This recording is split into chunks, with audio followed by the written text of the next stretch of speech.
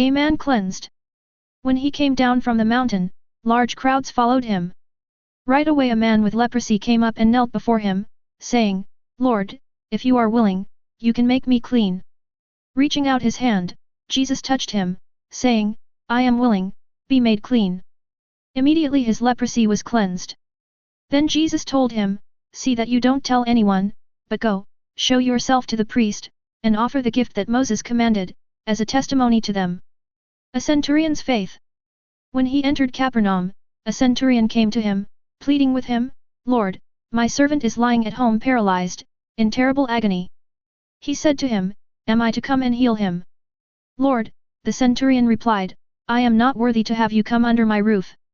But just say the word, and my servant will be healed. For I too am a man under authority, having soldiers under my command.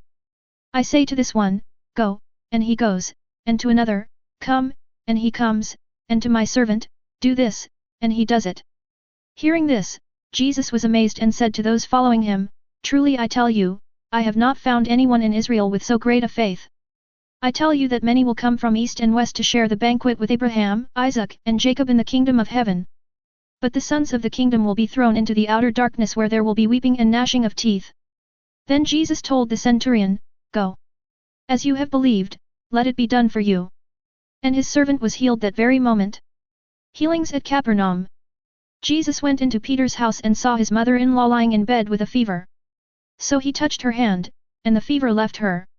Then she got up and began to serve him. When evening came, they brought to him many who were demon-possessed. He drove out the spirits with a word and healed all who were sick, so that what was spoken through the prophet Isaiah might be fulfilled. He himself took our weaknesses and carried our diseases. The cost of following Jesus. When Jesus saw a large crowd around him, he gave the order to go to the other side of the sea. A scribe approached him and said, "Teacher, I will follow you wherever you go." Jesus told him, "Foxes have dens, and birds of the sky have nests, but the Son of Man has no place to lay his head." "Lord," another of his disciples said, "first let me go bury my father." But Jesus told him, "Follow me, and let the dead bury their own dead." Wind and waves obey Jesus. As he got into the boat, his disciples followed him.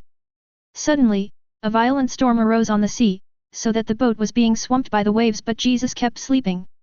So the disciples came and woke him up, saying, "Lord, save us. We're going to die."